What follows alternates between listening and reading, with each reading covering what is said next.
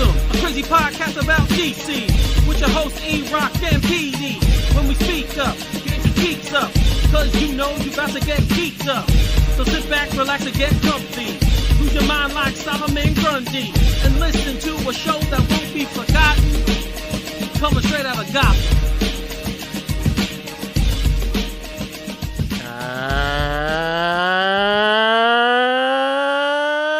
And hello, everybody out in the DC universe. Wow, that's a little weak. I'm not feeling good today.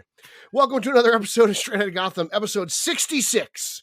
We are a fandom pop culture podcast and a proud member of the Batman Podcast Network, hosted by Batman on Film. Make sure you check out all the other great shows on the network by heading on over to BOF and clicking that drop down. Batman Book Club, ELTD, Comics on Consoles, whatever Micah's show's called, like Colonial Broadcasting. I'm not even sure. I can't pronounce that word. Lots of great stuff over there. I hope I mentioned Gotham Outsiders. I love that show. So make sure you check out all those shows. It's just a wonderful buffet of fanboy content. I'm your co-host from the other side of the Hudson River. I'm a senior contributor to Batman on Film. I'm Peter R. Vera, and today we're recording on February 19th, 2022. And as always, we have a great show for you today. But before we get into the good stuff, I'd like to remind you, all of our faithful listeners, that if you take the time to rate and review our show on Apple Podcasts, and we read your review on air, you win a Straight Outta Gotham monthly prize pack. So you got to be in it to win it. Pretend like you're a Rotten Tomatoes critic and just rate the hell out of us. Now, let me introduce you to my partner in crime, the man who in 1977 won the Russell Stover Candy Eating Championship of Pelican Island with a whopping 17 boxes of 20-ounce candy in 16 minutes. A fellow Batman on Film contributor and a man who drinks a whole lot of milk. Ladies and gentlemen, Eric Holzman. Man, I was the most advanced toddler infant around in 1977. Let me just tell you that, because well, there's only one way you can get all that sugar in you. I was barely alive at that point, but you're being modest. Man of many feats. Oh, but Russell Stovers are good, aren't they? Man, yeah. I love those damn chocolates. They have like all the different. I don't love the fruity creamed ones. Those aren't good. Like you like the nuts, right? The orange, you like nuts. Caramel, truffles. Those are the kinds that I definitely. He's got a sweet tooth. I definitely want to get into when I. So, would you say Valentine's Day is probably your favorite candy holiday? No, because I still prefer like Reese's peanut butter cups, but I will say the best thing about Valentine's Day is that's the time you do get those exotic types of chocolates, whether they be Russell Stovers or Dove or Ghirardelli, like all of those kinds of chocolates seems to be more popular on Valentine's Day. But the only one who sends me stuff is my mother, so it doesn't. That's not true. All the ladies in Long Island love you. All those soccer moms, they can't get enough of you. Well, they send me other things, but that's not appropriate for this show. Oh, jeez. So I'm not gonna. Maybe some lingerie. So, wait, I hear other laughter in the background, Pete. You hear more laughter in the background? Well, we are continuing guest month, so that means one thing. We have kidnapped somebody else, and they are now victim to our madness. Yes, they are. Or he is. I don't know his pronouns. Maybe it's they. I can't really talk about. I'll have to check his Twitter profile. So that laughter you hear in the background, guys, is a fellow BOF contributor. It's Trey Jackson, my favorite Auburn fan. I only know like two, so he's my favorite. Well, the other one's Charles Barkley. We're good people, Eric. We're good people. Oh yes, I know. I mean, if we did more college football here in the Northeast, we could probably spend some time on it. I'm a Notre Dame fan, so I could talk about college football, but it's basketball season right now. It is college basketball season. That's true, and you do have one of my favorite players, Jabari Smith, who very likely will be the number one pick in the NBA draft. I can imagine a Knicks fan really taking a good look at him. So. Yes, right now. Well, if he's a good basketball player, he's probably not going to get drafted by the Knicks. Shut up, Pete. Shut up. We don't want to hear that. Even though the Pacers got pulled off a trade and got one of my favorite players, getting Tyrese Halliburton. Yeah, and he looks pretty good. Yes, even though it costs Sabonis, who I also like. But yeah, give and take. But Auburn's really been very, very good this year. So you must be stoked about them. Yeah, they lost at Florida today. It's their second conference loss this season. Still in the running for a number one seed in the tournament, though. Right. So that's that's when it all starts, is in conference tournaments, and then in March, the big dance. So looking forward to that, definitely. I think that's one thing of the NCAA tournament is one of those things, like if you don't follow college basketball, you're into the tournament. It's like the Super Bowl. People who don't watch football, they'll watch the Super Bowl for a whole month. Yeah. Right. So the tournament kind of brings in those kinds of fans, the casual fan. March Madness. Yeah. It's amazing. It is madness. It's one of the craziest ways ever to determine a champion, a single elimination field of 68 teams. But it is a ton of fun if you follow it. Yeah. Yeah. The first 2 weeks are the best. Like the first, especially the first like 5 days, because the games start at noon. So even if you're at work, you can kind of sit there. And it's so funny. They built in that fake button to, like, if you're watching it at work, to press it, it looks like a spreadsheet pops open when you press the button. So, but yeah, so that's coming up. I'm a St. John's alum, and they're not doing as well this year as I wanted, but there's still an outside shot they might make it. So I'm kind of hoping they can put a little run together here and get in. A lot of good history there. And I know Pete likes Rutgers. So yeah, I wouldn't say I like Rutgers. I'll root for Rutgers and Seton Hall. Like I'll root for the Jersey teams in the tournament and everything. So right. So yeah, all right. So we did a little bit of college basketball. Let's see how it works out. I hope for your sake Auburn goes on a run. You know, they haven't won in a long time, so they've never won the whole thing. Right. They've made it as far as the Final Four. So, and yes, they do have, of course, one of the greatest players ever graduate from there. Of course, Pete brought up Charles Barkley before. I think he's a very controversial guy. Most people either love him or hate him. Yeah. But he's very opinionated, just like me. So I appreciate my man Charles. All right, Trey knows how we get down here, so we're gonna start with our news. Everyone pretty much has loved Peacemaker who's seen it so far. Trey has not seen the show yet, so we will not go in depth on the show or what we what we thought about the show. But the event was spoiled for you, correct? Yes. Yeah, the finale. I do know what's up. Yes. Okay. Yeah, the finale was spoiled for Trey because how could it not be with what happened? So as we know, we saw there were at the very end, in the beginning of the finale, Adebayo is talking to her mother, who is Amanda Waller, and she says, "I don't know, could you get the Justice League to help us?" So when they first said that, when she said that part, I was sitting there kind of like, they're not going to do it. Really? It was planted. I didn't really think it would happen. And of course, at the end, we get the Justice League. Now we see 4 of them. We see Wonder Woman, Superman, and they're just kind of silhouettes. And then we see Aquaman and the Flash, and those were Jason Momoa and Ezra Miller. So right away for me, I was kind of like, oh, cool. You know, they said it, they did it. In my head, I immediately was like, well, where's Ben Affleck? Why are we only getting the silhouettes of Superman and Wonder Woman? They're not talking. And of course, as soon as it ended and people saw it, controversy broke out. First, it was the Henry Cavill thing, right? First, everyone was like, they should have just had him in if they were going to show him. Why wasn't he there? Why didn't he come back? What does this mean going forward? And then the one omission, which was funny because I jokingly said to people, I wished he was there because I expected Fallout, and we got it anyway with him not being there. So I will start, since Pete, you watched the show, I'll go to you first. Give me your quick synopsis on the whole scenario of what we saw and what you think. I hate the internet. I just do. People are dumb. It's like Shazam all over again. And I'm just like, you guys took something cool and you kind of ruined it. And it's, well, not for me. I still enjoyed it thoroughly. Batman, why wasn't Batman there? I don't know. Which Batman is it supposed to be? Maybe timelines are changing somewhere, some movie down the line. I don't know. Ben Affleck's done. Is it Keaton? Is it Pattinson? I don't know. Again, I don't really care. Batman was doing Batman things in Gotham. The remaining members of the Justice League who were available at the time made it down to Peacemaker land late, and that's that. And we all know why Ray Fisher and Cyborg weren't there.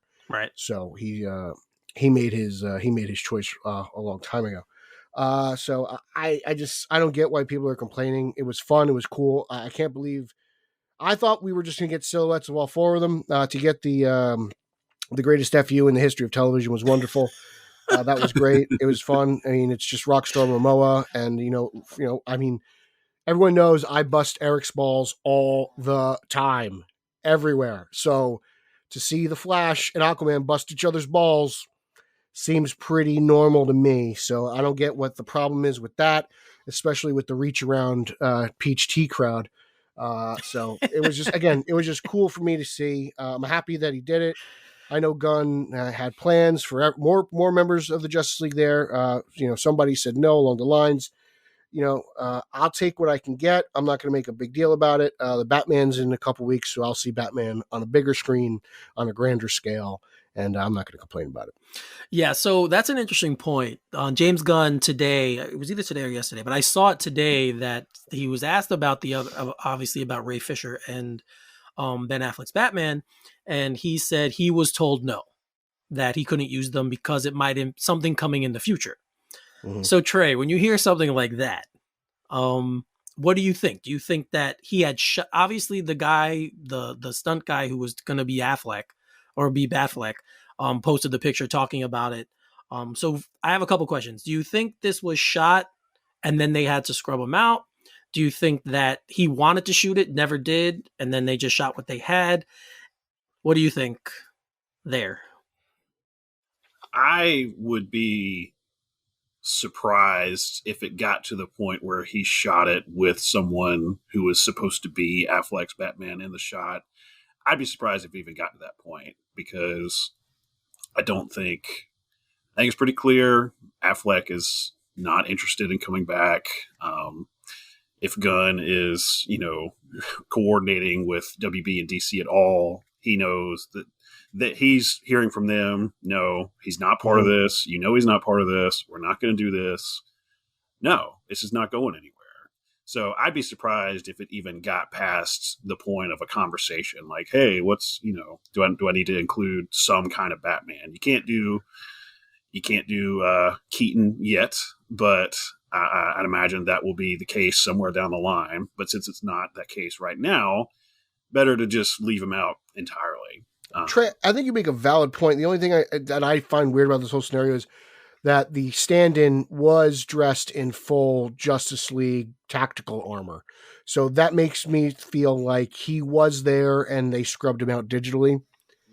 Again, they could have either done it that way, or Gunn could have done multiple takes with the core four, let's call them, and the other two. So he could have done it both ways, and whatever happened. But it is interesting that the fill-in was wearing full tactical armor. Well, guys, you might have to edit this out. I only read about the scene. I didn't actually watch it. So was there a Batman like looking person there?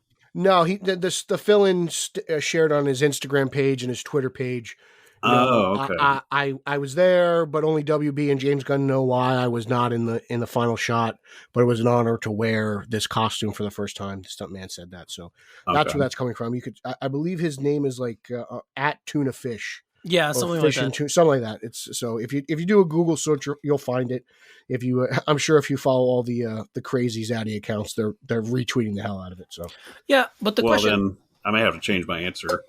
No. The question still stands though, because it does. There's a big gap on the left hand side where you see Superman, and then you see like a big space where you could say, okay, there might have been two characters there, and then they scrubbed them out digitally after the fact. That's what a lot of people is thinking that that's what happened. The funny part is I'm not thinking that as I'm watching this scene. My jaw is just on the floor because I'm excited that the core four, let's call them, is there and present. So again, I thought it was great to see, but whatever. I will say I've read a little bit about the dialogue and people being upset about, who knows, it's the internet, they're upset about everything. But I can imagine that if Snyder had shot the same scene with the exact same dialogue, people would say that it's the greatest thing ever, who are now saying it's one of the worst things they've ever seen. Yeah. I could probably agree with you there. I think that would definitely happen. I think the difference is, like, and you want to bring up the post-credit scene at the end of Zack Snyder's Justice League, right? The epilogue. I think the difference is that Peacemaker from the get-go has been extremely vulgar. Yes. Whereas, it's clearly an adult oriented show for mature audiences. And while Zack Snyder's Justice League is rated R, it is a little weird in just seeing the Justice League in that state. But I didn't necessarily have a problem with the movie being rated R as much as I just thought the scene just wasn't really written well. But that was me. Yeah, it's adult, but then there's like a lot of fart humor and stuff like that. So it's not completely an adult. It's adult in the Deadpool like language. way. Yeah. Like it's very it's great. Don't get me wrong. I loved the show. I loved every episode. It's the one show I watched in a long time where every single episode I liked. I enjoyed. I didn't have much of it. There were little things, but nothing to the point where the whole show was like, oh, I can't watch it. Now it's not everyone's cup of tea. I get that too. Like it's very different. And if you're into a more serious type of drama, then this show isn't for you. But that scene is and I knew it would. There's just the one other thing I want to say about it. Gunn obviously wanted to use them. He wanted to use those two characters. And he's been getting ripped online before this all dropped. Right. So it's like, they got to eat some crow there because he did want it, like you said. He did want to. So that's why I asked the whole thing about when did you think it was shot? Because it definitely does seem like he had a yes first, and then they were like, wait a minute. No. And he says it's because something's coming in the future. Now, I'm assuming that's tied into the Flash movie. I don't know for certain, but that's the next time we know we're supposed to see Affleck. I also don't know what Henry's contract is like. Like, isn't his contract supposed to be up? So maybe he'd have to re-up the contract to appear in this. Some people have said Gals was pregnant at the time of shooting. Yes, she did just have a new movie come out with Death on the Nile, something along that. Very good. I saw it, by the way. Very good. I want to see it. I really enjoyed the first one. So maybe she was when they were again. Like, when did they shoot this? Maybe she was shooting a movie when this was going down. I don't know. She's very busy. She's got a very active lifestyle, and who knows what really is the case. But I had no problem with the silhouettes. It was cool. Like I said, just getting the actual dialogue from Barry and Aquaman. I mean, can we just call this guy the Flash? The Flash and Aquaman was more than enough for me. I don't need some little witty remark from one of each of them. So it was fine. Yeah. So Trey, we'll send you. You can find the clip anywhere. So if you want to check it out, just if you want to. Have you started watching Peacemaker, or have you just not gotten into it yet? I have not. I have not started. It's not because I've chosen not to or anything like that. I just haven't gotten around to it yet. Just busy. Yeah. Did you like the Suicide Squad? I did. I did. Right. So then you'll probably like it then. Yeah. Yeah. Seems like, more the same. Yes. Gunn is, he's a very interesting filmmaker. Yeah. So. I will say this. He took the guy from the Suicide Squad that I disliked the most, not in terms of I dislike the character, just in the terms of the movie. Like, he's almost like the villain. Yeah. And then somehow throughout these 8, 9 episodes, whatever it is, I fell in love with the same guy. So it's really, it's a really interesting turnaround. So it's very interesting watching to watch. The movie. I was like, if I had to pick one of these characters to watch a miniseries about, I don't know that it would have been Peacemaker. And that's the best thing about it too. Yeah. I didn't want this. I didn't see it coming, and I loved every minute of it. So when people and I'm sure we'll get to this in the rundown, it's kind of like the Wonder Twins. People are like, why do we need this? I was like, well, guess what? We didn't need Peacemaker, and we got it, and we all love it. So just shut up and just take what you can get. Yes. So since Pete brought it up, I'm going to go there. Guys, segue. Growing up, I was a huge fan of Super Friends. I watched it every Saturday morning. Because he's an old man. In the cartoons, yes. When they had Saturday morning cartoons. Yeah. And I had always joked with the guys. They'll tell you. I've always said, they should do a Wonder Twins movie. It could be like a spoofy type thing where they make fun of it, whatever. Never did I think we would get That's a movie. The 100% truth. Eric has been saying this for years.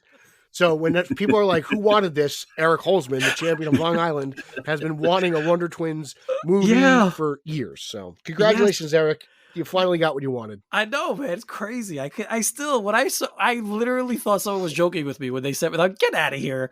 You're just playing with me. And they're like, no, it's true. And they sent me the article. I'm like, shut up. It's actually happening. So yes, as we know, they're two aliens from another planet and super friends. They come down. One of them turns into something really cool. They do Wonder Twins power activate, and one of them turns into something cool, and the other one turns into like water, and then or a bucket or something ridiculously stupid. So it's a fish. Aquaman would like that. But for me, again, I hope this is going to be done seriously. I hope it's not something that's funny. But the guy who worked on Black Adam, one of the guys who worked on Black Adam, he's going to be helming it.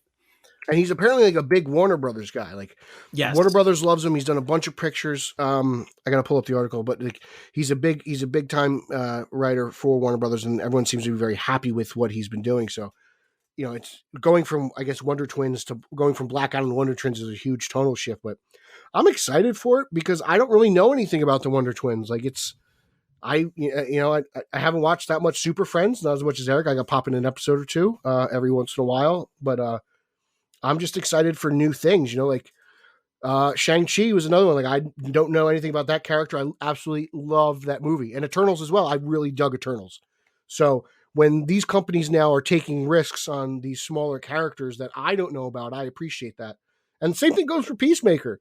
You know, again, just like characters I don't know. Like, yeah, don't get me wrong, I love Batman movies. I can watch a Batman movie every day for the rest of my life and be like the happiest person in the world. But giving me something that I don't expect and having it be made really well is just, you know, the icing on the cake. So Trey, did you know the Wonder Twins? Were you Super Friends? I watched Super Friends. Yeah, right. It was reruns were on in the afternoons after school when I was growing up. So yeah, I definitely remember them. I was never young enough to think they were cool.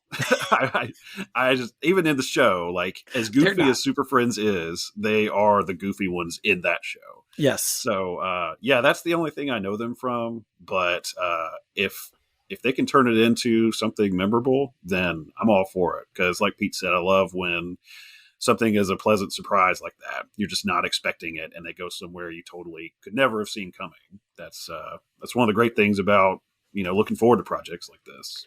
So this guy, I'm going to butcher his name, but it's like Adam Cycle. It's weird. There's a Z in there. I think it's I'm not pronouncing it. I think it's but he's done Due Date, Project X, Spy Guys, We're the Millers, a Rampage with The Rock, and he was this producer on Scoob. And he's also a part of Black Adam. So, right. You know, he's a Warner Brothers guy, and they're giving him another opportunity here. And so let's bring it on. I'm ready. Like, you can see the connection with The Rock, obviously. Mm-hmm. He has one with him. So I'm sure that helped him in getting this, because the Warner Brothers and DC definitely wants to be in business with The Rock going forward. That makes you feel good about Black Adam. Yes. And I mean, the Wonder Twins have appeared in Teen Titans Go, which I think that show is, it's made for kids, but I think that show is very, very good. Yeah, they were on Smallville, and they were on The Flash. Pete, I don't remember them. I don't remember them either. I have to go back and do some digging and find. Yeah. I don't remember this. When I read that in the article, I think it was on THR. I was like, oh wow, I forgot about them. And I love The Flash. Do you watch The Flash, Trey? Do you watch any of the CW shows? I watched a little bit of Arrow when it first started. Eric stuff. Yeah, haven't caught up with all those shows yet, but I don't remember hearing about them in anything outside of Super Friends. So I know. Well, I know they had a comic run for a little while, but obviously it didn't take off because it's still not around. They're the Wonder Twins.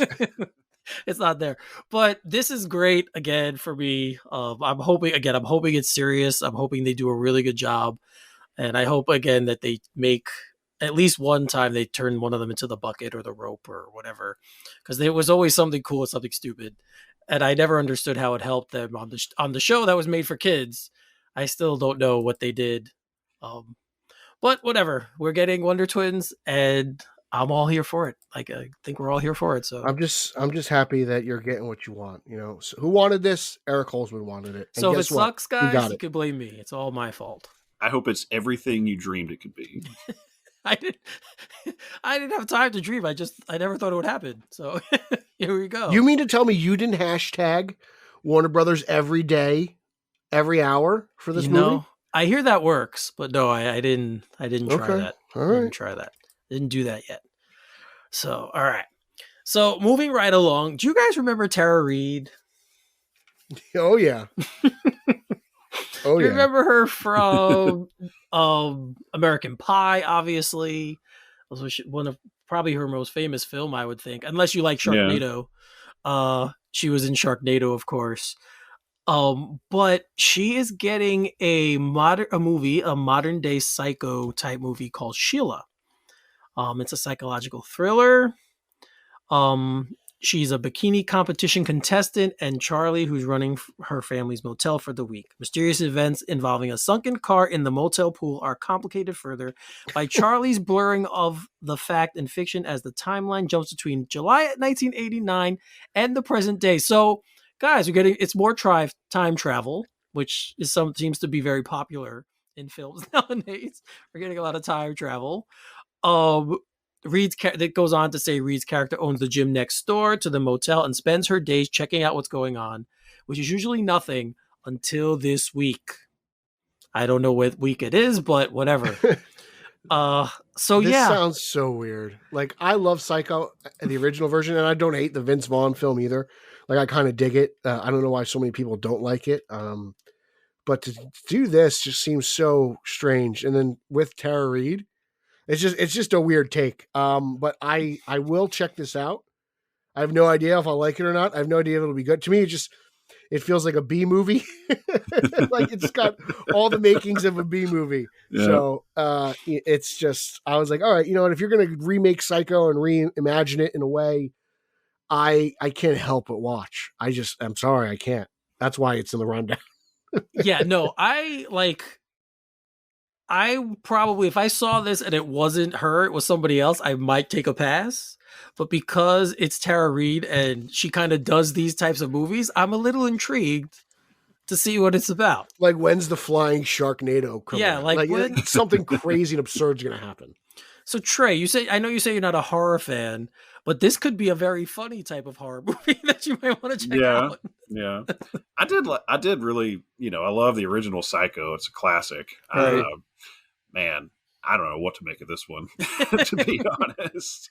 I'll definitely be interested to hear what you guys think. And if I have the original Psycho right here. Okay. Cool. Hitchcock's box set right by in arm's length. So excellent. Yeah. No, I mean, if I hear good things from people that are more into this stuff, then I'll definitely check it out.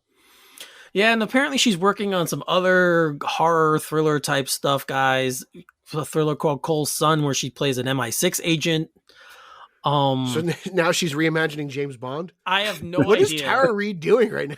But she's remixing everything. She is, as we know, one of the queens of the B, maybe C-list films. So that's Pete's right. They sound like they're in that level of movie. So we will see. But guys, she's back. Like, I had no idea she was trying to be a scream queen. I didn't either. And here she is, and she's back. But I mean, we love Tara Reid, I think. I think we all kind of love her a little bit. At least from American Pie days. There's definitely some nostalgia there. So I'm definitely a fan. So we'll see. Yeah, we'll check it out, Trey, and we'll let you know. I might be iffy. Pete, I know will check it out, so he will definitely let you know. After this, I'm going to watch that Netflix Texas Chainsaw Massacre movie. Oh, okay. Yeah, I got to try that one out. We didn't include that in the rundown, but I just want to say, from what people are saying, yikes! That's all. Yeah. Oh, Reno was really high on it.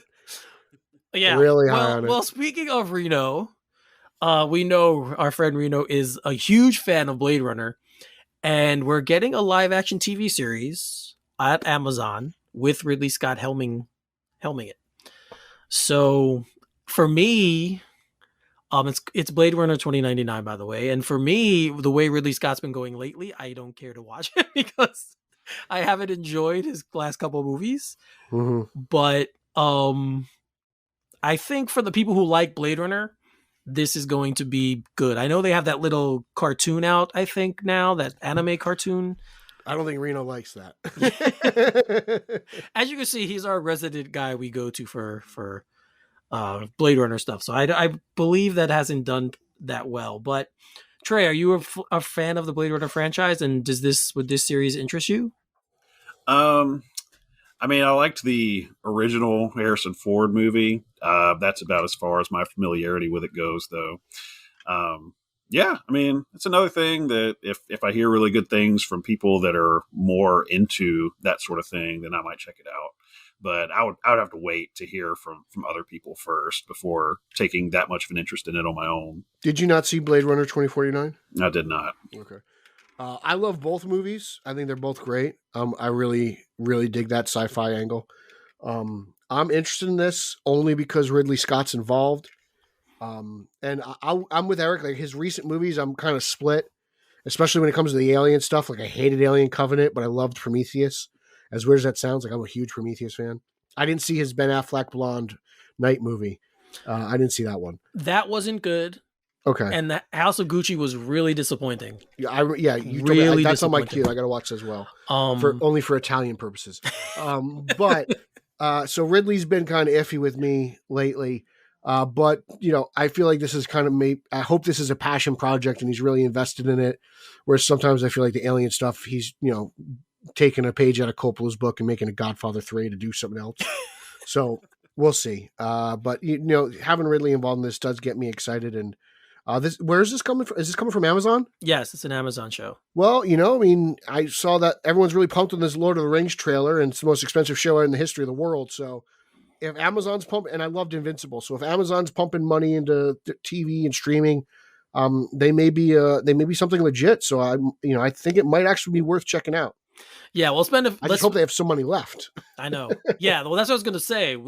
On last show with Chris Burke, we talked about the trailer for that Pete just mentioned that was aired at the Super Bowl for the new Lord of the Rings show that's going to be on Amazon, and that the show itself the budget was $465 million for this. So almost $500 million for a TV show. I know Game of Thrones was expensive. I don't think it was that expensive. But the trailer for this thing, for me as a fan of the franchise and who loves Lord of the Rings, I am all in. I mean, if Bezos can fly to the moon or wherever the hell he's flying in that rocket ship, he's got to have some money for a TV show, right? The rocket ship that looks like a penis, but we won't go there. Sure. They all kind of look like penises. Let's be honest. But whatever. There was an article someone wrote about. It's different. It's fine. I'll go there. Back to Lord of the Rings. Sorry, I threw that out there. Back to this Lord of the Rings. Is this the Manscaped part of the show? We're getting there. We'll get there. We'll get there in a little while. But you jump in the segue. But Trey, did you see the trailer? Are you a Lord of the Rings fan? I did. I really like the movies. Right. Loved them back in the day when they came out. It's quite a commitment to revisit them. So I haven't revisited them that often, but I do love when I do get to watch them. So this is one that I probably will be interested to see how it does. Because it's obviously very expensive, but it looks to me like they're making good use of that budget because the trailer looks really good. So. Yeah, like the things you look for in these kinds of films, special effects, costumes. The trailer looked excellent. So I'm really stoked. I was stoked when they named it and when they mentioned that they were doing this, and now I'm really stoked. Pete, you aren't the biggest Lord of the Rings fan. Yeah, I'm very Randall Graves when it comes to Lord of the Rings. But I will say it looked beautiful. It did look epic. So I'm sure the people who are into that stuff are going to be very pleased. It looks just really, everything that it's everything that a Twitter cinephile loves. It looks magnificent, epic, masterpiece, cinematography, all that good stuff, all those keywords. So it looked cool, and like you guys have both said, it looks like every penny has gone to the highest of technology, and it looks like it's been well used. So I might check it out just to see what they do. I mean, they fight like monsters and stuff. Like there's crazy things involved. So if Eric says there's crazy stuff in it, I might give it a shot. Well, have you watched The Witcher or no? No. The last Witch I watched was in the Wizard of Oz. You didn't even watch the movie The Witch? No, you didn't see that movie? Is that like a Ryan Lauer Halloween movie I should know about? It's one of the more it's more a Nico Caruso horror movie. Is Kristen Stewart in it? No.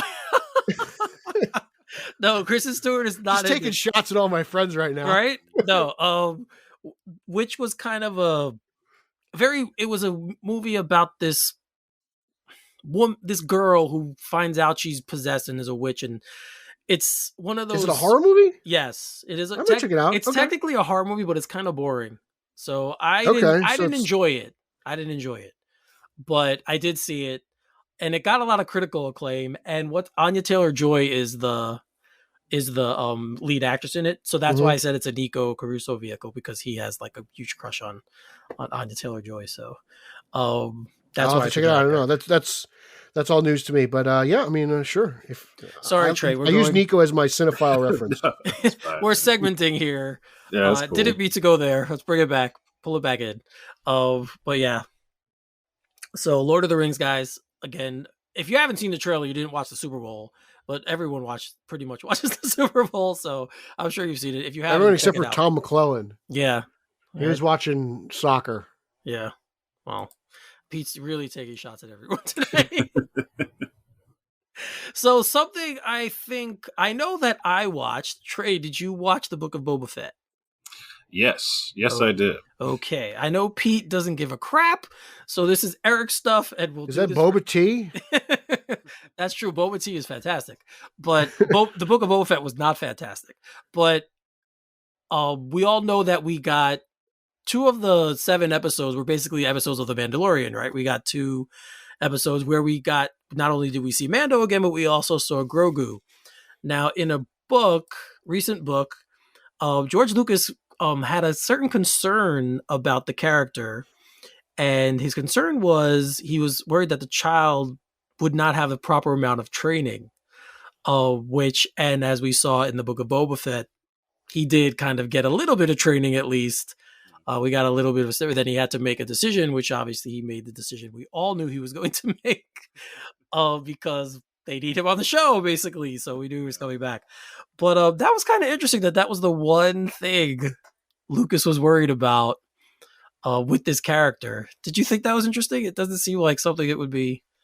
Yeah. So I want to back up for a minute. I think you said the Book of Boba Fett was not a very good experience for you. Is that right? It was not.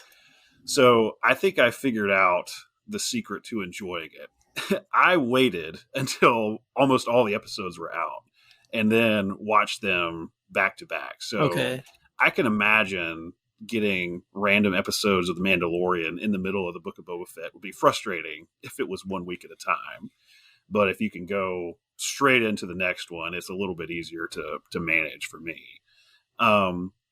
But as far as Lucas wanting to make sure that Grogu had proper training, my question was actually like, training for what? Does that mean that he has to be a Jedi at some point? Because it seems like that's not necessarily the way they were going. So I don't know. That was kind of how I read it. What did you think? I feel like that species, whatever Yoda's species that he obviously is one of. Would you call them Yodis? I feel like they're all Force sensitive, so immediately that's where people go. And I'm assuming, I don't know if Lucas, that's the thing. It doesn't say that Lucas had an idea for a Baby Yoda character and that Filoni just took it and decided to put it in the show. So I don't know where he's coming from with this comment or with this thought, except for the fact that, well, Yoda was the greatest Jedi Master, so he's feeling this character has to be as well. But it was, like I said, it was pretty interesting to read that of everything that could have been an issue with the character, that was the one thing. And I don't know what they're going to do going forward with him, or if he's going to continue to study to be a Jedi, or if he's, I don't know. Obviously, that's the great thing about, I think, this show and this universe that they're building around the Mandalorian.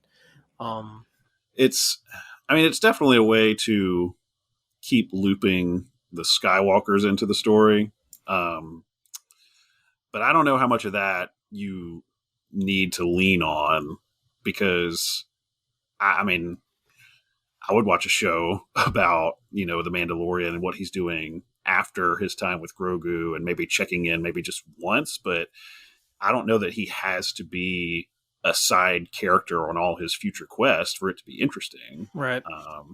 So I don't know. But it is weird that Lucas would kind of pop in and be like, hey, make sure he gets his training. I want to say this as someone who doesn't care about this at all. I think it's great that now that George has even sold off his share and to Disney, and he really kind of has he could just go away and not care. But George, Lucas still cares about these characters and where these stories are going. And as someone who's a fan of, just fandom in general, I think the original creator having input is valuable. So I think that's actually kind of cool that he still cares.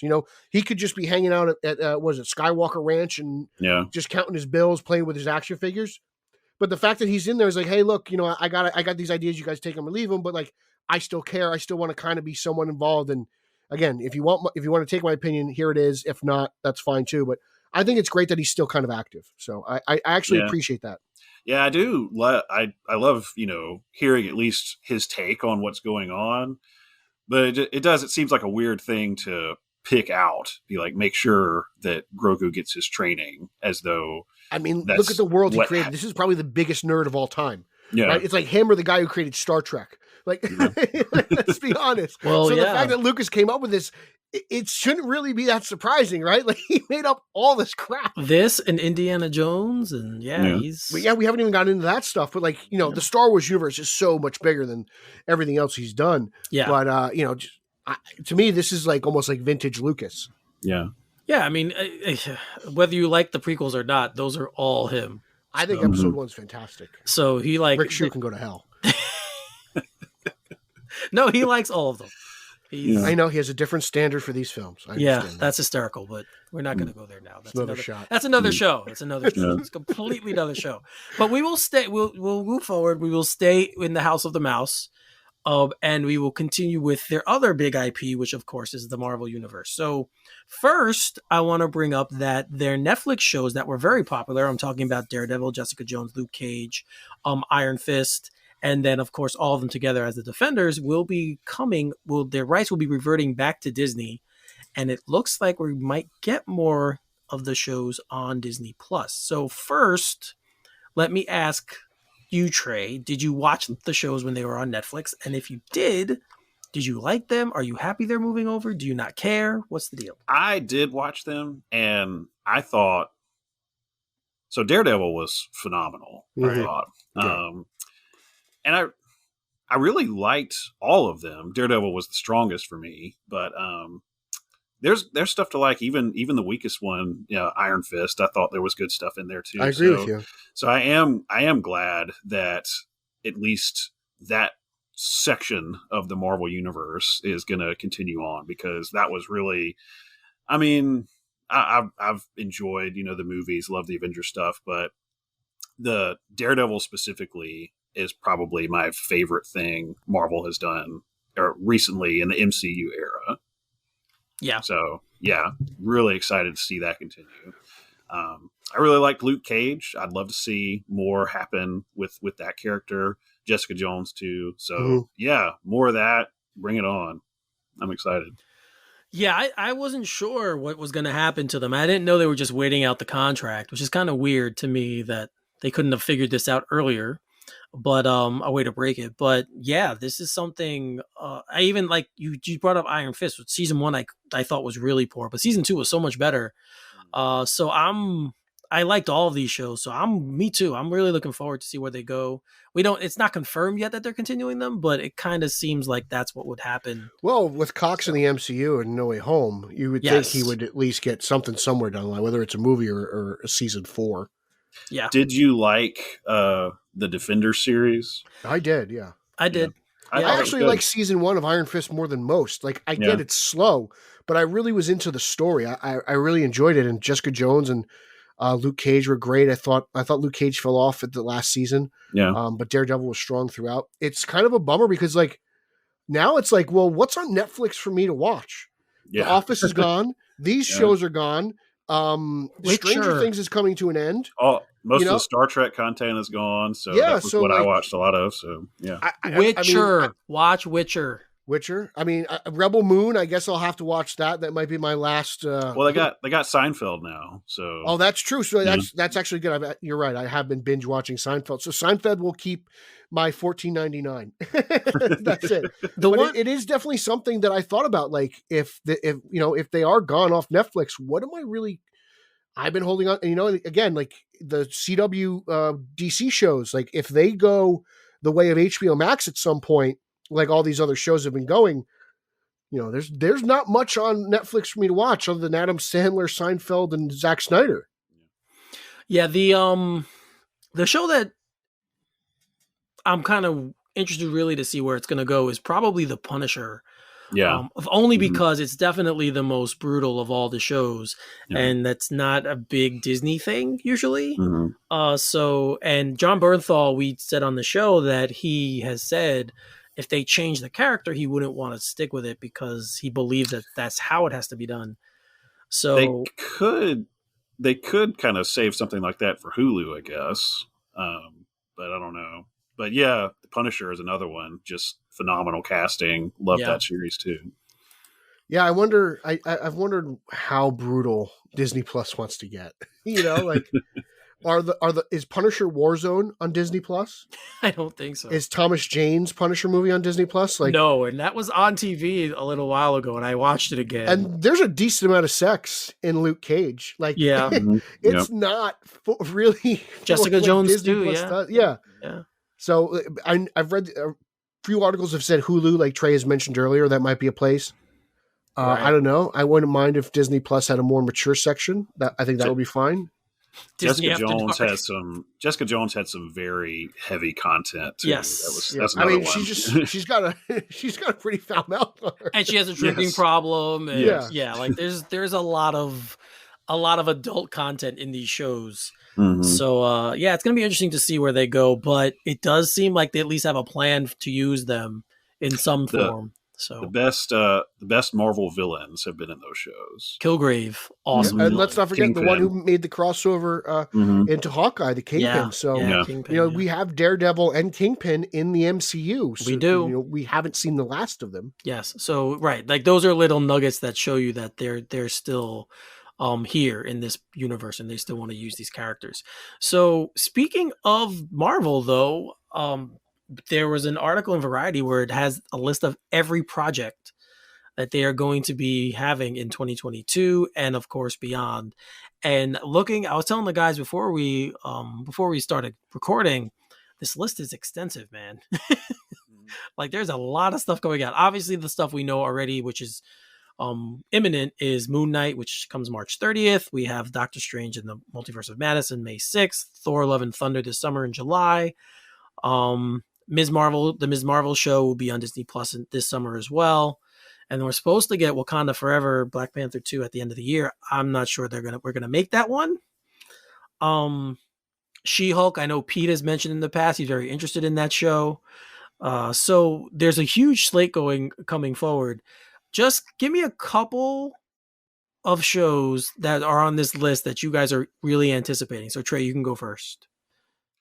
So I'm really curious about Moon Knight. Would love to see how that plays out. Just because I don't really know anything about that character, but he looks pretty cool. Oscar Isaac is good. So interested about that. I'm really interested to see, our previous one of our previous Batmans, Christian Bale, in Thor: Love and Thunder. I think that'll be an interesting turn for him. And then Blade. How do you say his name? Mahershala Ali. Yeah, I really like him. I've liked him in a few different things. He was in season 3 of True Detective. Luke Cage as well, right? He was villain in Luke Cage. He was, yeah. Really excited to see, and I like the old Wesley Snipes Blade movies, so I'll be everything but the third one. Well, the third one was not awful; it just wasn't great compared to the first two. So I think it's awful. Look, any movie that has Jessica Biel in it, I will watch. I don't care.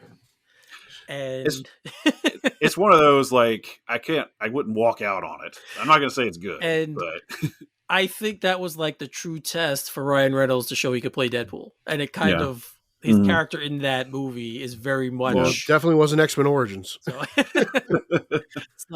but I agree. I like the Blade movies too. So yeah, I'm looking forward. That's one of the ones I'm looking forward to as well. So Pete, what about you? First and foremost is She-Hulk. I'm so excited for that show. I cannot wait to watch it. Doctor Strange: The Multiverse of Madness. I love the trailer. I can't wait to see what Sam Raimi's cooking up. It looks like it's really going to push the limits of the MCU, and I think it's going to be a movie unlike anything we've ever seen them make. I think it's really going to be kind of groundbreaking in that sense. Ms. Marvel, because Kamal Khan is from New Jersey. I can't wait to support a fellow person from Jersey. Love my Jersey superheroes. Ant-Man and the Wasp, Quantumania, Mania, whatever, however you say that word. I love the Ant-Man movies. I love the second movie. I love the first movie. I think they're really great. I can't wait to get more of those characters.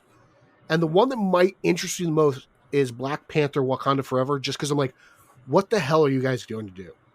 Just from a standpoint of like casting and story and where it goes from here. It's so interesting because we've been on record before. Me and Eric were saying, let's recast this role. Like I love Boseman. I think it was great. It was masterful, but Black Panther is more than just one actor. So I'm interested to see where that story goes and how they develop it and just what they came up with. Because if anything, I'm probably really concerned. Like I think Coogler's a great director, great storyteller, but it's like you take your main character out of the story and it's like, what do you have left? So I'm very interested to see what he has cooked up. Yeah, I agree with Doctor Strange. Obviously, is something I love. The first movie, I'm one of the few I think who love it. I really think it's an excellent movie. So I'm really looking forward to seeing the sequel, especially because of everything we know now from No Way Home and what the stuff we got from What If. Like, there's a lot of things that have been going on with Doctor Strange since the last time we saw him in at Endgame. So I'm really looking forward to now seeing this next film. I'm also very interested in Secret Invasion. I know that's coming in the future, but it's on this list, and it's one of the bigger story arcs that they've had recently. It was a 2008 story arc that Marvel did, so it involves the Skrulls. Obviously, we've seen them in various forms. In Captain Marvel, we saw them in Far From Home, so now we're getting more Skrull stuff, and that's a big part of the MCU going forward. So I'm really looking forward to that one as well. And I think the last one would probably be Harkness, the House of Harkness. I really liked her character in WandaVision, and I love Kathryn Hahn as an actress. I think she's incredible. So I'm really looking forward to seeing this show and what they do with her and where they go with her character in that development. But there is plenty of material out there for everybody in coming in the MCU. It is amazing that when I think back to where they started with Iron Man and what they've become now, if you really think about everything that they've done, it's just an incredible accomplishment. And the fact that people still, after all these films, still want to see these characters and this universe grow, and it's just awesome. So I'm really looking forward to the next few years and the future with what Marvel's doing. Yeah, I'm really enjoying Phase 4 a lot. That is the correct phase. I lost track, but this is Phase 4, right? I think it's Phase 1.2 or I think it's or 2.1. Like they're kind of rebooting, and this is kind of the new. The Infinity Saga is done, right? So is it even phases anymore? No, I don't even know. Maybe we can call this just the multiverse phase, I guess. I don't know. Because if you watch the Doctor Strange trailer, there's a voice in there, a familiar voice. I wanted to ask you guys about that. Go ahead. About that. Well, I mean, what do you think? Is it what we think it is? I totally think it's totally Professor X. It's Patrick Stewart, without a doubt. Yeah. Whether he's a variant or whether they've pulled him straight out of the Foxverse, I don't know. Well, there have been rumors of Tom Cruise's Tony Stark appearing in this movie. Tobey Maguire's Spider-Man, that there's anyone who's possibly cast in a Marvel movie before the MCU. What's his name with the crazy name who played Mr. Fantastic in Story's Fantastic Four films has been rumored. So we'll see. There's been crazy rumors about everyone and anyone who's been in a Marvel movie in the past. So, but yeah, I mean, it's clearly Patrick Stewart, and it's clearly Professor X, if you ask me. So, I'm really excited. I'm just interested. It does get me a little worried. I'm like, are they just going to start doing this legacy stuff? Yeah. That stuff's a little weird. It's slightly different for J.K. Simmons as Commissioner Gordon in the upcoming Batgirl film, because like we got like little to nothing in both versions of Justice League. So it's like, okay, let's give this guy a shot. Whereas like, some of these other characters, like, I mean, JK as Jonah, we got so much of him in the Raimi movies, right? It's very interesting. Right. Well, do you think that Raimi would come on for this movie if it was just Marvel's greatest hits type of thing? That's another thing I'm wondering about is how much of his sensibility, his fingerprints, do you think we're going to get? Well, this movie looks scary as all hell. Yeah. I think that's the Raimi stuff. And remember, they went with a horror director in Derrickson for the first movie, so that's why I think this movie is going to push. I don't think this is going to be a kids movie. I think this is going to be the first Marvel movie where you can't say there's a lot of dumb jokes and it's a kids film. I think this is really going to change things for them. Yeah, I don't think he would have signed on to it if he didn't have the creative control he wanted. Obviously, there's parameters with the MCU, so he knew what he was getting involved in. But I'm pretty sure they want Sam Raimi to make a Sam Raimi movie. So, and he does. Obviously, he did the Spider-Man film, so he has, legacy with the character of Spider-Man in the same universe. So, yeah, I think this movie, like Pete said, I think this movie is going to be one of their more ambitious and adult films. And I thought the first one was kind of creepy in a lot of ways. It deals with mysticism and magic, and it was the different kind of the villain was terrible. That's the one thing that sucked. But that's not the thing that bothered me as much as is Aladdin's carpet. It's part of the character, though. No, I get it. That doesn't mean I have to like it. Yeah. All right, but so I'm really looking, like I said, I like the first Doctor Strange. So that movie is something I'm really looking forward to. And yes, I definitely think it's Patrick Stewart. I don't know what they're doing. I even heard that Daniel Radcliffe was supposed to be Wolverine in it or something. Really? I have no idea. Was that a rumor at some point? Did I miss that? I don't know. I saw it as a rumor somewhere, and I was like, "That can't be true." I'm like, "Is it gonna be like Harry Potter as Wolverine?" Like, what are we? Well, like apparently Rambeau's in it too. Like people are saying that she's one of the one of the flying people. So we'll see, man. We will see, but I'm pumped for this awesome. one, man. Yeah. I didn't think I'd be pumped for a Doctor Strange movie because I did not enjoy the first one, but I've actually enjoyed Doctor Strange and his cameo appearances more than I did in his solo film. But yeah, like you get Raimi involved, and it piqued my interest, and then I saw that trailer, and I was like, "This is unlike anything you guys have ever done." This actually, like, I was like, "Holy, like you guys have some balls right now!" Like I'm really impressed. Like let's do this. Yeah, and we're getting Mordo back. And he's kind of like the bad guy. Mm-hmm. So of the sorcerers, he's kind of like the bad guy. So I'm hoping that we see another level from him too. Because what's his name? Chiwetel Ejiofor, I think is the actor's name. He's an incredible actor. So I like that he's coming back, and they're giving him more material. So this is definitely a movie that I am looking forward to. And we're getting more evil Doctor Strange, which is one of the cool parts of the What If episode. Yeah. That we got. So, which makes me wonder how much, like, I know everyone wants to say, like, What If is directly tied into the MCU, but, like, there's certain things I was like, is it? Like, or is it just, like, another part of the multiverse as they're exploring it, So we'll see. I'm interested because I was like, that was one of my more favorite episodes of What If was that whole Doctor Strange thing. I really dug that more than the actual movie. So yeah, a lot of people did. That was one of the episodes a lot of people liked. So definitely, but more just again, everything that they have coming is crazy. It's just a tremendous list of material. So Disney is killing it. Star Wars, Marvel, Disney is their own movies, and Kanto and all those other things that they have going on. Man, they just keep winning. Unbelievable. So speaking of winning, we have exciting news from our friends at Manscaped. They just launched their 4th generation performance package. This ultimate package includes the Lawnmower 4.0. You heard that right, the 4.0. Manscaped, the leaders in male grooming, have done it again to make your grooming game next level. Join the 4 million men worldwide who trust Manscaped with the new Performance Package 4.0 by going to manscaped.com for 20% off and free shipping, of course, using our code Gotham. So, Trey, since you are the new guy here, how are your balls? How big are your balls? And are they clean?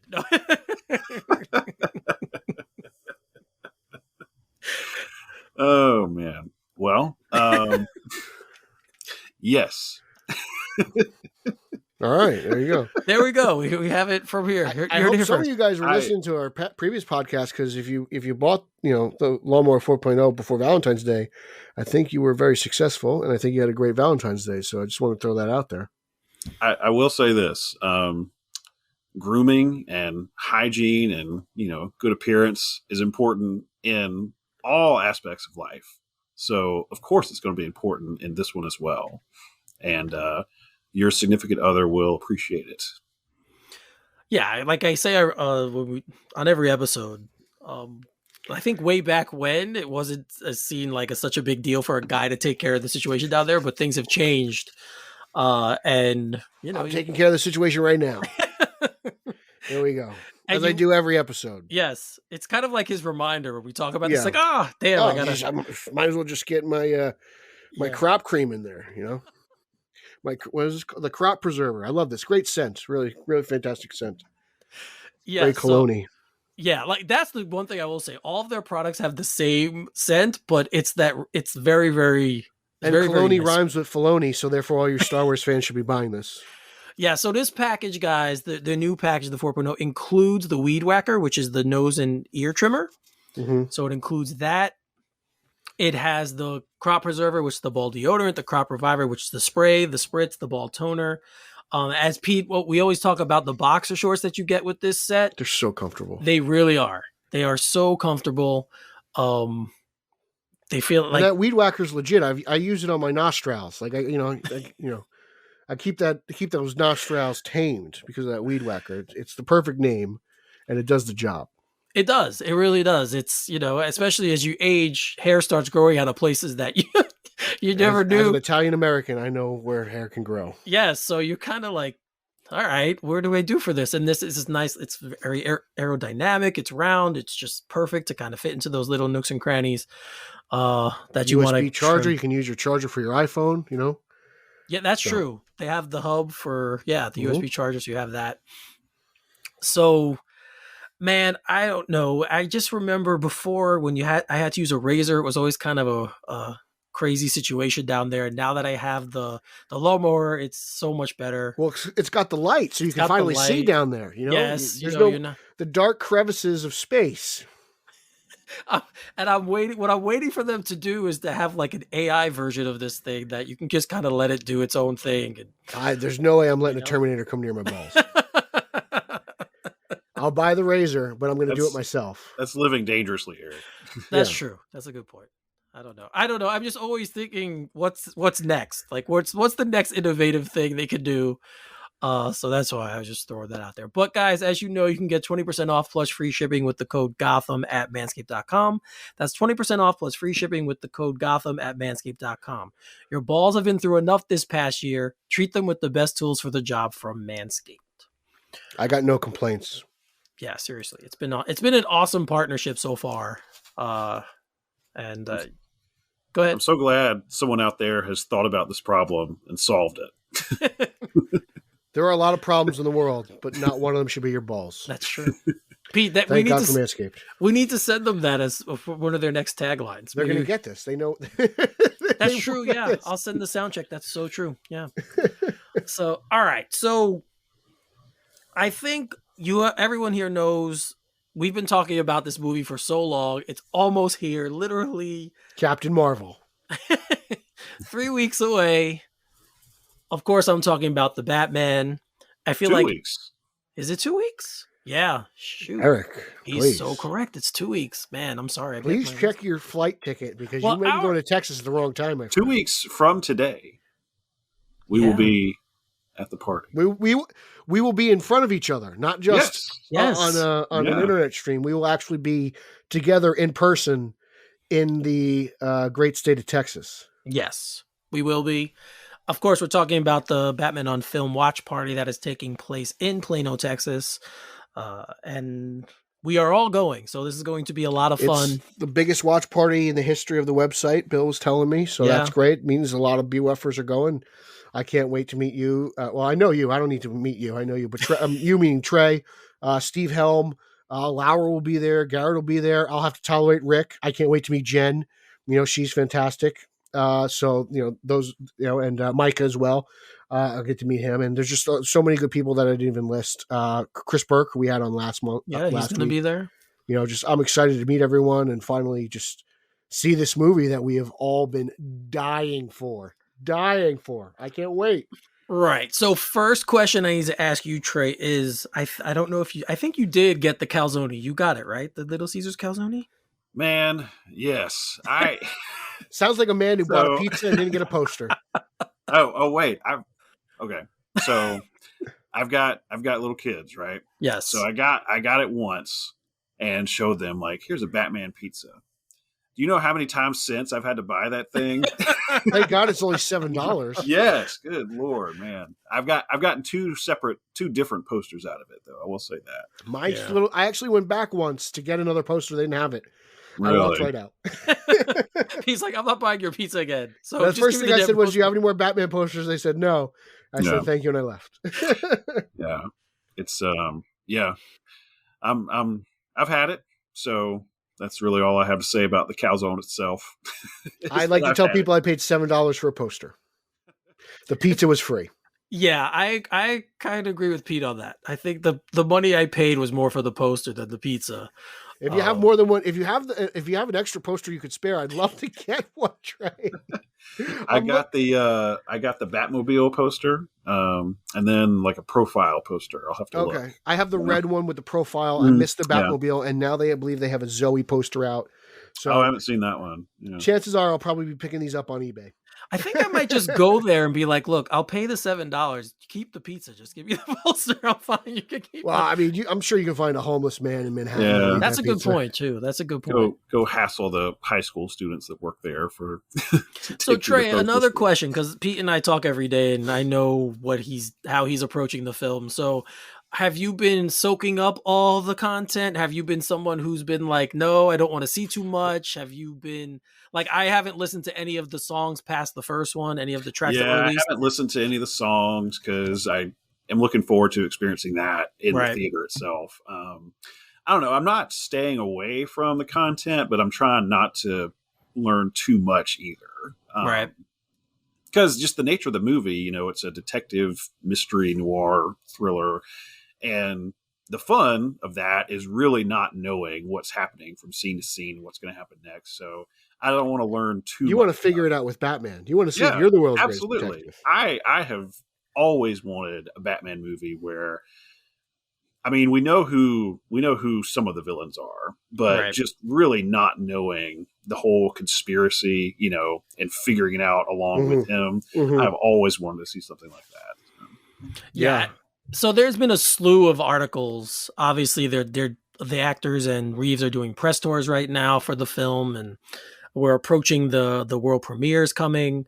So there's been a lot of toys and merch. Well, yeah, the toys and merch I see enough from Pete and my other guys because they show me it every day. So I know what's on that end of the spectrum. I got it all. I'm so excited. I can't wait. It's interesting to read a lot of this information coming out now and seeing the different angles that Reeves has been taking. Pete and I have talked about he's very influenced by a lot of 70s, not only movies, but the whole time period that 70s were like. And then now we're hearing more like, what makes this Batman different from the Batmans we've gotten on screen before, right? So Burton's Batman and Nolan's Batman and even Snyder's Batman, like what's the difference now with this one? Sounds like an article you wrote. Well, no, my article was different, but this is complete. Like now we're trying, he's kind of filling in some of the blanks. And one of the quotes I saw, he said that I felt like it was important to examine this idea of him being an emblem of vengeance. Is that really the right approach to all of this? I wanted to have the movie take you on a journey where you start having one point of view about what he's doing and then have that challenge in such a way so that you knew by the end he would have an awakening and he himself would have some change that he'd have to undergo. So it does sound much different to me than the Batman that we've gotten in the past. What do you think when you hear that kind of a quote? So the change really kind of reminds me of the character arc in Batman Begins, actually, where he starts out, just hothead out for vengeance, not even really thinking straight. Just, I'm going to go gun down the guy that I hold responsible. And he figures out that's not going to work. So that kind of happened over the course of just, a scene or two. And I'm interested to see how Reeves looks like he's going to really kind of linger there and let that play out over a longer period of time. That'll be interesting. I hear what you're saying, but to me, where it differs from Begins is when he comes back, Paul from the mud, he's a complete Batman, right? Like, he's ready to get going. All he needs is the suit. Where it seems to me in this Reeves movie, he's not Batman or Bruce Wayne yet. Like, he doesn't even know who he is. So we're going on that journey with him. It's not the origin story, but he's not this like polished, crime fighter in terms of, how, using theatrics and deception and stuff, where it almost seems like he's learning it still on the fly, being this year too. I think that's where it separates. I think Nolan's Bruce Wayne came back to Gotham a little bit more polished.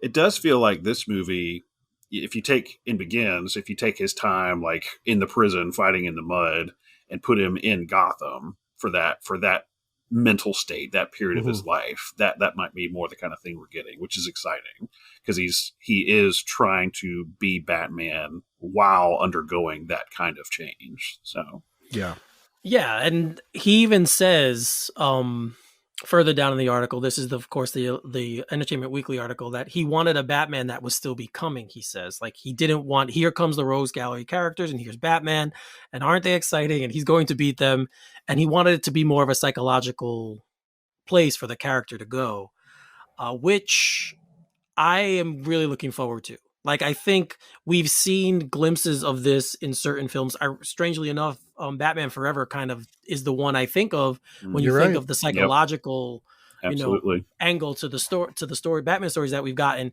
And this seems, obviously, because it's just a much darker, grittier film, that it's going to be much heavier. And that to me is what makes this film different and why I'm even more intrigued outside of being just a fan of the character. We're not getting the death of his parents in this, which seems to be kind of universally praised. Everyone's, it seems like in every Batman movie, every director has to have one scene where there's the standard Batmobile chase scene and there is the death of the Waynes. Like that's like a Batman director's rite of passage, Yeah. Right. And I it's interesting how Reeves isn't doing that. In terms, it's almost like the MCU kind of, just moving away from the death of Uncle Ben. Yeah, I was actually, that was something I wanted to ask you, Pete. And you just brought it up. Like, I was going to say to you, how is that impacting you the same way that not showing Uncle Ben's death in the MCU? Well, but I'll say this because the motivations for Batman are still the death of his parents, right? The murder of his parents. Whereas in the MCU, it's kind of foggy what Uncle Ben's role is. You've got the briefcase in Far From Spider-Man.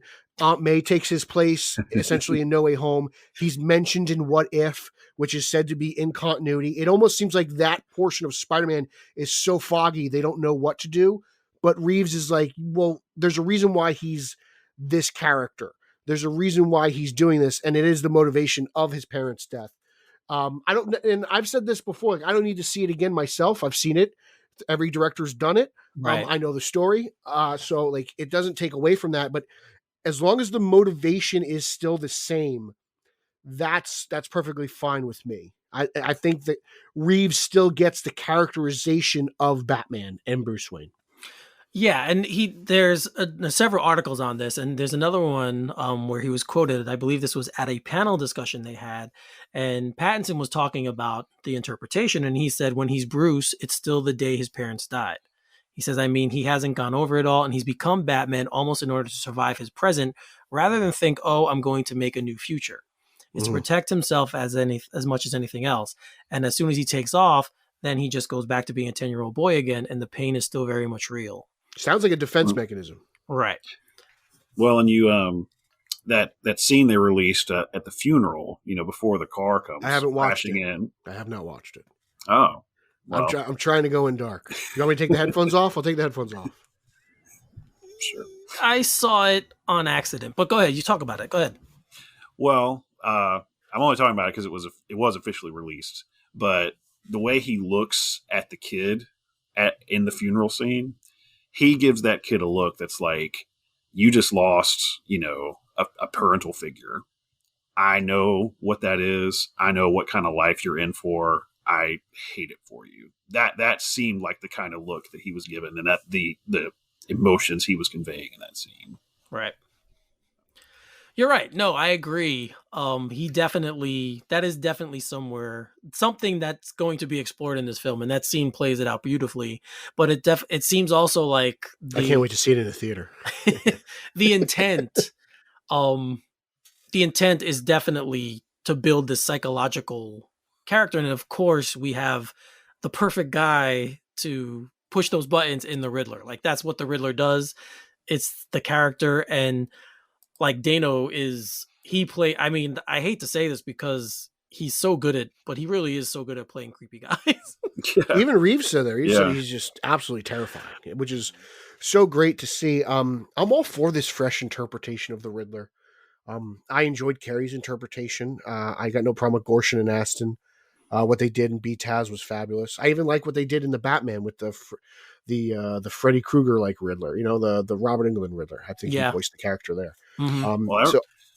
I remember it was talking about in Batman the Animated Series. John Glover played the Riddler there, and they talked about casting him. And I'm forgetting the casting director's name, but she was talking about how, as wonderful, I think it's Andre Romano. Yes, that's right. She was talking about, as wonderful a person as he is, he has a very creepy quality to his voice, and that's what drew her to cast him. So, yeah, I think this is just, it's not as much a departure from other versions of the Riddler that we've seen.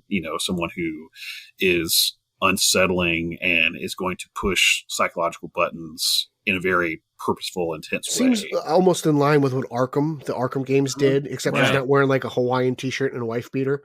He's wearing this like raincoat and this ski mask thing. So I'm down for it. And again, like I've said this before, that's why this character has lasted 80 plus years. Well, all of them really.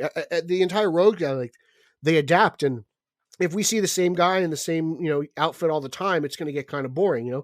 Every artist, from Michael Turner to Jim Lee even draws Batman differently, so like Greg Capullo's Batman is different from Kelly Jones' Batman. So this is not really uncommon when it comes to comic book heroes. We should be, as comic book fans, we should all be kind of used to this stuff by now. So I'm I'm excited to just dive into a new world. That's the part that really gets to me. And my main man Oswald's back, baby. Like, come on. Yeah, and that's the other thing. Like, we're getting him early too, right? We're getting him early before he becomes the big mob, the head guy. We're getting, which we also got this in the Nolan trilogy, but we're getting Gordon again when he's a lieutenant. He's not commissioner yet. So it's and we're getting Selena very early in her form, as Catwoman. She hasn't even adopted the Catwoman moniker yet in this movie. So we're getting all of these characters in a very early stage. And yeah, like that's awesome. Like this is, to me, and Pete, you're going to kind of probably roll your eyes at this, but like the only time I've ever seen Oswald portrayed this way was in Gotham. We got him before, and he was kind of this just foolish character, right? That's true. And now we're going to get something like that again, obviously in a much better interpretation. So yeah, all these characters we know, I feel like we don't know these characters. And that's one of the things that's drawing me more to it. You did get some glimpses of this kind of portrayal of Oswald in the Arkham series, especially Arkham Origins. Yeah. And I thought that was great. I thought that's some of my most favorite Oswald stuff. It's like Arkham's so twisted. They even found a new way to do the monocle. Yeah. There's a lot of crazy stuff in those games, but yeah, I've read in I forget which article it is, but just hearing Reeves talk about this and how he wanted to create like a Batman verse and how he really wanted to be self-contained, and this way he can kind of grow it as he sees.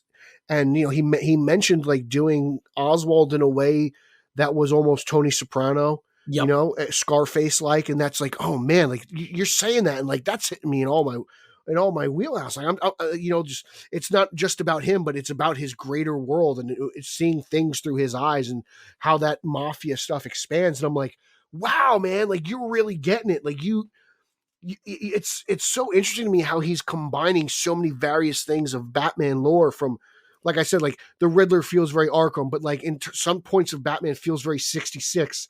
But and he's combining it all into one, and it's just like, wow, like he really is a student of the character, and he might be the biggest Batman fan that we've ever had behind the lens, and that really makes me feel good, and like he's really in the right hands. Yeah. And another thing that has been bandied about in a lot of these conversations and a lot of these panel discussions that we've had is Robin. We've only technically had one real interpretation of Robin in the movies. It's Chris O'Donnell's. I'm sorry, John Blake is not Robin. We could have this discussion 50,000 times. Is. He's not Robin. His first name's Robin. He's not Robin, but his first name is Robin. I'm sorry. It's a nice nod to Robin. Right. It was a very nice nod to the character, but to me, it's just not him. To me, it would be more of a Terry McGinnis situation if it was me. Then we can talk more in Dallas. All right, so that's we'll go over some beers. We will talk about this going forward. But they asked Pattinson about it, and he was like, "Yeah, but he has to be 13, right? Like that's the only way he wants to do it." And that's kind of been a touchy subject for people. Having a Robin be that young in this kind of universe. What do you guys think? Do you think we're past that? Well, at this point, I know Rick Shue will bring up his famous op-ed he wrote for Batman on Film. I did a social hour with Lauer and Jet not too long ago where I thought it could work and Bill was not. Bill doesn't think it could work. He seems to think Pattinson is doing his typical troll job there. Just the fact that he said it gets me really interested because I think if you get the right person and the right writer, the right director, I think it'll work. I know me and Bill don't agree on that, but I do. I think it will work because again, like Batman in itself is a ridiculous thing. Like this guy would be dead in a week, right? Like I said it about John Blake. The first night he goes out with the grapnel gun, he's face planting against the wall. Like it's you got to kind of suspend suspend belief or whatever it is. I think it'll work because most people think of Robin as a little kid. Maybe if you want to age him up to 16, I know everyone wants to say Chris O'Donnell was sold as Robin. Well, Tobey Maguire was like 31 when he was in high school on Spider-Man. So like, that's just the way Hollywood is. You guys got to stop being so critical of this stuff. Just let it be. I think it could work. I don't have a problem with it. If someone wants to give it a shot, I'm all for it. Yeah, I'm kind of with you on age. I think it would have to be a little older than 13, but Trey, where do you stand here? Do you want to see a new Robin? I definitely do. And I think that Pattinson was clearly just being ridiculous. I mean, it's kind of like his thing. Yeah. I mean, so remember it begins when Bruce Wayne pretends to be drunk and kicks everyone out of the house. Mm-hmm. I feel like Pattinson is basically doing that. I can see it. Just being, ridiculous for the fun of it. So I don't think that he was seriously saying it has to be a 13-year-old. But I will say, I think Robin, I would love to see the character brought back to the screen. I think the character is really important. I think the character represents one thing that I really did like about the way Nolan worked him in is Robin represents a victory for Batman because he is Batman's mission is to, root out crime and corruption and make Gotham City better, one night at a time. But he also wants to inspire other people to do the same. I agree with you 100% on that. And Robin is here he is someone that has been so inspired that he picks up that he takes it upon himself to do the same thing. Whether or not Batman accepts him at first, I don't think that. I think that's an interesting dynamic. I think that they would work best if, Robin is someone trying to kind of break in and do that. And Batman's hesitant to, take anyone on like that, not, adopt him or something like that. But having someone run around out there that says, I want to do this too, because I've undergone a tragedy and I want to make the best of my tragic circumstances the same way you did, Bruce. I think that is, I think that's really important for the character, and that's something that really resonates. I completely agree with everything you said there. Yeah, I agree. And I think the way that this movie, at least like the psychological aspect that the way they're going with this, I think it would be perfect. Like, I think that's a perfect setup to have someone in that kind of a headspace, have this kid or teenager or whatever they make him come into the picture and be like, you know, hey, I'm here. Like, I feel you. I understand, you know, this is, that way making Batman say, you know, wow, I am like you said, I am inspiring somebody, and here's this young person, and if I could do this for him, just change his perspective. Just somebody not wearing hockey pads. Yeah. Trey, who is your favorite Robin? Dick Grayson. My man, pots and pans. That's what I like to hear. I mean, yeah, I don't hate any of them, but Dick Grayson.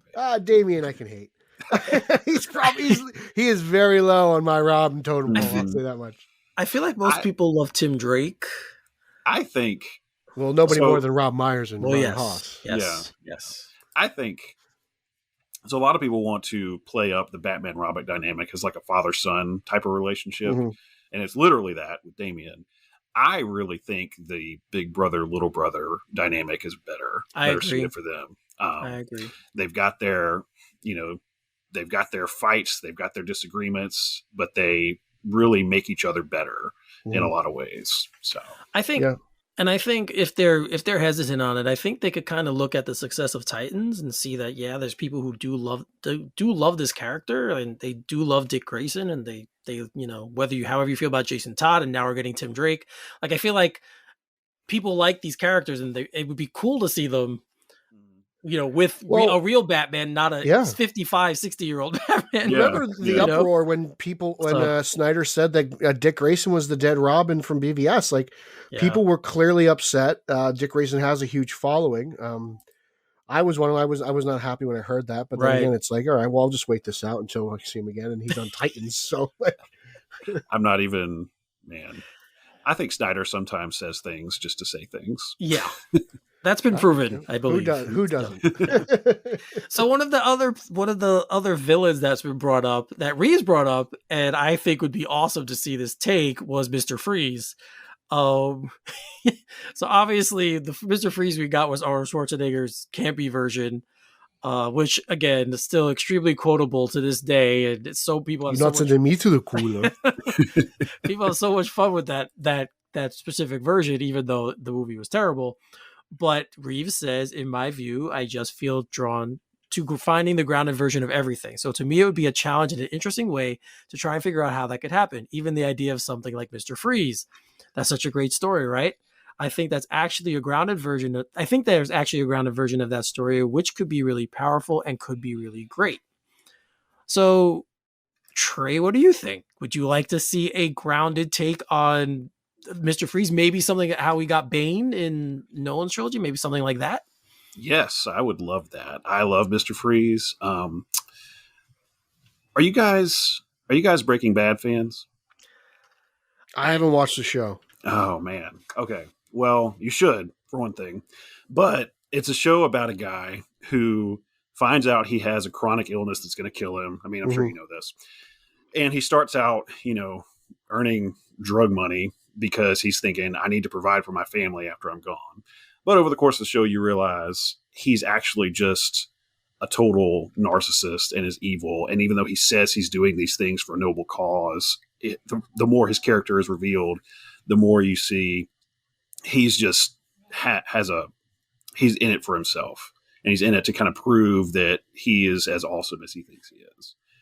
I think something like that works perfectly for a character like Mr. Freeze, where you kind of learn he starts off with these noble intentions that you even kind of really feel for, but the more you learn about him, the more you realize this guy is just evil and his means are justifying the ends. So I would love to see Reeves take on a character like that. I think that Nolan did a really good job with that, really boiling characters down to who they are at their core and kind of building them back up in the context of the world he created. And I think you can do that with so many different Batman villains. And Freeze is one that jumps immediately to mind because the only version we've seen of him was, the Schwarzenegger portrayal. And I think he's due for something with a lot more depth to it than that. Quick. Yeah, I agree with you. I felt that way about the Riddler, and that's I felt like Mm-hmm. there was something more there that someone could do with in a little bit more serious manner. Again, as I said earlier, I like Carrey's interpretation and what it was. Like, I don't hate it, but it's the fact that Reeves is doing something a little bit more serious is a little bit more to my liking. I don't know if that's something he has on his plate for the Batman #2 or whatnot. I don't know what he really has in store for us, but again, like, it seems like we've heard that this movie is more grounded than Nolan, but at times this looks as fantastical as Burton, right? Like, it seems like the perfect middle ground for a Batman film with realism and comic book accuracy. So like, if again, Matt Reeves can make CGI apes believable and you can feel for them, I think he can make Mr. Freeze believable in any aspect he could do. So I just, again, until this guy proves me wrong, I'm going to believe that he is the man for the job. I've liked all his movies, every single one, from Let Me In to War for Planet of the Apes and Cloverfield, everything in between. So I'm just, anything he says, I'm like, yes, okay, you get it. Next, what do you have? Like, I'm so excited. But I don't want to jump the gun here because the Batman is what's on deck. We've got Catwoman, the Riddler, and the Penguin. And before I'm like all in on the sequel, I want to see what he can do with these guys first. Yeah. But like, to say it doesn't get my juices flowing would be an understatement. That he's thinking of more fantastical villains. Yeah, I've said, especially because of what we know about this film, like, the Riddler was a great choice. I could have seen Hugo Strange being a good choice, but. Yeah. That's another character that I feel like, another villain that I feel like would work well in a grounded type of universe. So he's someone I'd like to see. But yeah, I mean, to see someone take what the vision we all have of Mr. Freeze, Arnold Schwarzenegger in that ridiculous suit, and to make it that more realistic, like the next vision we see is much more grounded. I'm all for it. So yeah, definitely. Let's hope we get that. I'm definitely thinking more along the lines of BTAS. Yeah, like right. Like, I'm just saying, we have this vision of this big shiny suit and Arnold Schwarzenegger's puns. But like, I could see Matt Reeves almost doing something involving the backstory of Mr. Freeze from BTAS, but almost giving him like a Captain Cold type angle. Yeah, and I can see the internet freaking out over that. He just took a Flash villain and made him a Batman. Like, like, it's like how everyone freaked out that the Riddler's wearing this mask. I could see that happening too. But again, like, maybe when you see it. Yeah, maybe he doesn't need to actually have a Sub-Zero suit. Maybe cryogenics is just like his area of expertise, and he makes use of it. Yeah, right. That's what I mean. Like, make it something we can finally accept. Because I don't think anyone accepts the one we got in Batman and Robin. So I've accepted it now because, like, post Nolan, because it's not even that. It's post Batman and Robin, really. Like, because we've gotten Nolan, Snyder, and now Reeves, I can look back at Batman and Robin and I can honestly watch like an episode of 66. Yeah. And that's because we're getting three different interpretations how many years later. Like, if Batman and Robin was the last Batman movie we've ever gotten, I still wouldn't be able to watch it to this day. You know? Yeah. Yeah, and like, my mind's working now. Even doing someone like Poison Ivy, like, there's just a lot of, which they just nailed on Batwoman, by the way. Okay. Oh, we can't go one show without getting some kind of Batwoman reference from me. Look, I'm just telling you guys, it's good. Just watch season 3. Don't watch season 1. Don't watch season 2. Just watch season 3. It's actually good Bat television. Please. I hate Gotham. If it sucks, I would have told you this by now, but it's not. It's actually good. Season 1 sucks. Season 2, you could skip it. Season 3, watch. That's all I'm going to say. That's it. I'm off my soapbox now. I will say though, Pete, you have like real love for these characters. So when you do say something like that, it does carry much more weight than someone else saying it to me. Because I got a lot of weight to carry. I just know how you feel about these characters. So, and if something is the slightest bit wrong, sometimes you're like, I can't believe they did. You get all. I hate watched Gotham. Yes, right. I did that for you. Not for no, not for me. I did it for you. Because now we're here, right? But I did it for you because you were already watching it. You asked me to watch it, so I said okay. and the greater good. I did this Yes. for Batman on Film. I did this. Yes. This is what I do for you guys. We wouldn't the be audience. here. Yes, we would I not be watched here. Gotham. We would not be here. Hashtag PV Gotham binge. My thoughts are out there on the internet. That's true. If you guys search that hashtag, you will find Pete's comments on All Gotham. 5 seasons. Yes. Oh God. Oh man, I can't believe it. Well, it led us here, like Pete said. It led us here. So here we are, and I believe we are at the end of the show now. And that's a good way to end. Pete brought up Batwoman. I feel like we can move forward now. We've met our Batwoman quota. We've met our limit for the day. But yes, guys, first, Trey, thank you for coming on. We've been trying to do this for a while. We're happy to have you. We're happy to have you on. I told you before, man, guys, shouldn't he be doing something? Why doesn't he have a podcast of his own? Right? Something voice related, though. He'll be back. I feel like you should be doing like Medicare commercials. Right? Voiceover work? I agree. Yeah, I agree. I've never heard that, but yeah. You can hook me up with a talent agency, man. We're going to have to try. And you could even do, because your accent, you could do regional just in the South. It'd be perfect. You have your own little area. You would crush KFC commercials. Oh, man. Yeah. So, all kinds of career opportunities here. Definitely. But Trey, tell everyone where they could link up with you, talk to you. Go ahead, man. Oh, man. Where can you find me? I'm on Twitter. Let's see. What is this profile? He doesn't even remember his own handle. At Trey Jackson 619. You can find me there.